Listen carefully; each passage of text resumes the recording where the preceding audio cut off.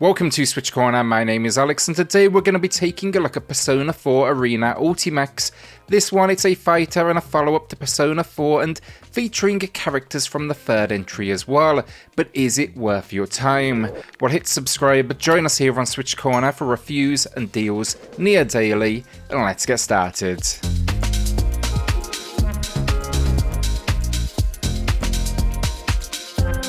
Story then, putting it out there now, is heavy on the visual novel. It picks up on offense following the conclusion of Persona 4 and includes extended and new content specifically for this Ultimax release. It incorporates basically the elements of Golden. This game, though, it actually originally released, at least in its core theme, in 2012, the Ultimax edition right around 7 years ago, but it's all set around the Midnight Channel and getting roped into a fight tournament of sorts, often against those that you know. It's going to be a great time for fans of the Persona series, no question, but it is gameplay light. Select a few dialogue exchanges every so often at times, but otherwise sit back and enjoy. I got a couple of hours into it, it's nothing against the game here, but I just lacked context to the characters and what was occurring, so I decided to step away. I really need to revisit Persona 4. No doubt a bit of research though also would help you clear things up. For me though, I invested years in the Blaze Blue series with this very same format, so I absolutely understand its value and the delivery, no question, top quality. So the core experience here, outside of the visual novel-like story elements of the experience, is a 2D fighter. We'll keep it relatively high level given there's a huge amount of content here, but starting with the roster, we get this great selection, 22 fighters from Persona 4 but also Persona 3. You'll also then get a shadow alternate for many of the characters. My understanding here, it makes them more all-out attack. Think more HP, less power, but they're definitely going to beat down on you. This was originally released just under the name Arena, though Ultimax it built on the content a few years later, and it kind of worked around Golden from what I understand. This release then packs all DLC as well. If you are wondering about my skill level as well, I love fighters, I have a few arcade sticks even for my Switch, but I am far from good. Consider me a hobbyist at most, and my favourite on the Switch, it remains Blaze Blue Central Fiction.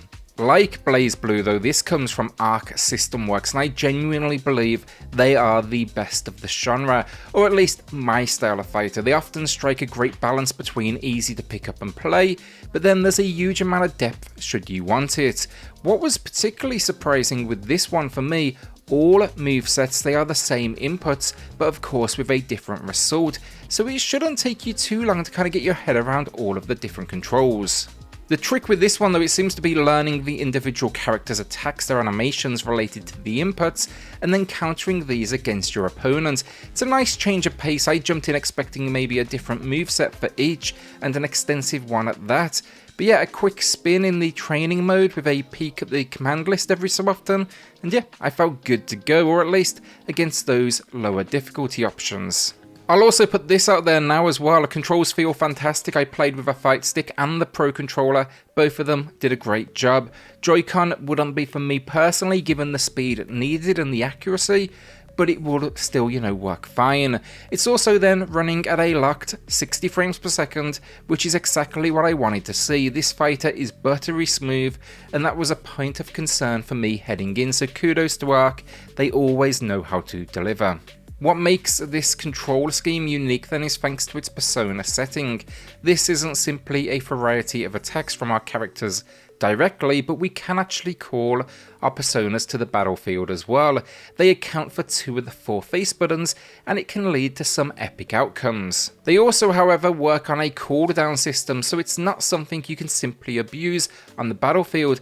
Also, put them in a bad situation, you can take them down, or alternatively, they can take yours down, rendering them useless for a while, and that impact is definitely felt. Modes-wise then, not light on content as I said. We have the usual, lessons, training, challenges to complete, but the core you will be looking for here goes like this. Arcade mode, pretty traditional ramping difficulty, small moments of dialogue, and of course, you can choose your opponent's ability before jumping in from a selection of difficulty options. You've got score attack mode, versus mode, meaning you set the characters, and then Golden Arena, which is basically Abyss mode from BlazBlue. Golden Arena then is basically dungeon crawling without the exploration. It's fight after fight. You'll face a number of levels. You will have a support character as well that you can choose. They have a specific, I guess, move that can assist you, that can help you through this battle. As you progress though, you'll be leveling up, gaining XP, assigning this then to different stats. Think strength or HP. It's a unique mode though that I like. It definitely, however, has a learning curve, so just be aware of that going in. You should probably practice in arcade mode or maybe versus before you head here. For modes then finally, we do get story mode, but this, it is visual novel heavy for sure. The characters are fantastic, so it's absolutely worth working through those on offer, but expect here a ton of reading before you get to pick up that controller. For me, for example, my first fight actually came after 40 minutes of reading and listening. The only other mode is online play. Sadly, I was unable to find anyone online though with a pre-release copy. For the more experienced fight fans as well though, you may be disappointed to learn rollback netcode. It will be added as an update for PS4 and Steam, but not the Nintendo Switch, so just be aware if it is the Switch build you intend to pick up.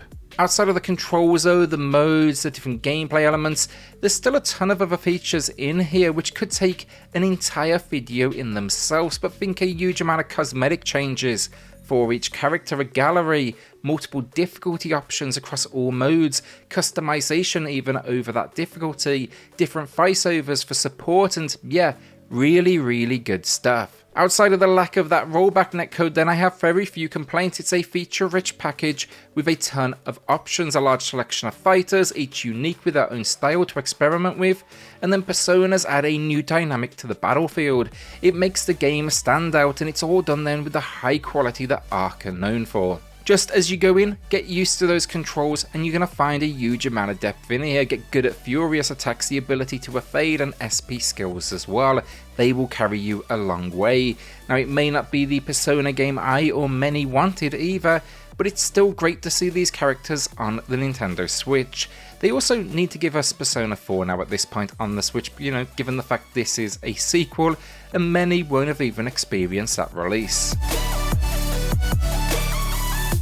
Visually then, it's stunning, especially when you factor in the original release. Its core kind of game was back in 2012. Since then it's seen a number of updates, don't get me wrong, in both the mechanics and roster, but I believe outside of a HD coat of paint, we are seeing exactly what was there back like 10 years ago, and it absolutely stands up to this day. Not only are the character models themselves stunning, but this game packs a punch with its special effects. Think flashes of light washing over your screen, huge explosions, specials that take over the entire screen. It's constantly this assault on the eyes in the best possible way, and it never got old when I delivered a lethal blow. The animations, the collision detection then is spot on as well, and we get a nice selection of levels to work our way through.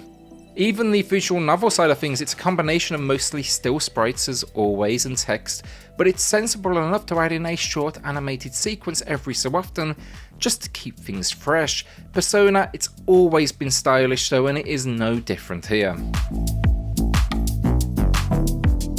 Audio finally, and I'll continue to praise this one. I love the stories of Persona, I love the visuals and the style, but the big thing for me has always been the soundtracks, and here we get the third and fourth game soundtrack alongside some bonus material as well.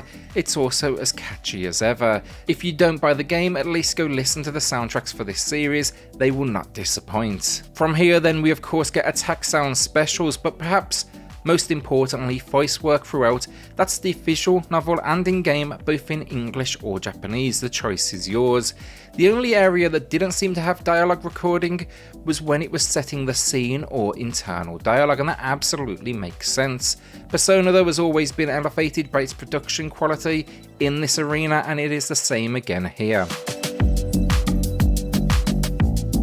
So the final verdict, and this is an amazing fighter that is feature rich. I'm not a huge visual novel fan, as I said, so that mode it's not really for me, but it's got the fight side of things and the dungeon crawling spin on the gameplay, which I really enjoy with those, you know, like almost RPG mechanics to leveling up. That's kind of the beauty of this package, so it's going to appeal to a wide audience. It's been priced very fairly, $30 or your regional equivalent.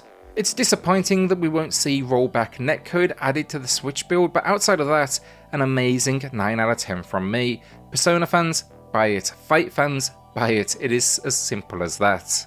Will you be adding this one to the collection then, or holding onto that cash? A shout out then to the patrons of the channel who are going above and beyond to support SwitchCorner. It helps more than you know, so thank you all so much.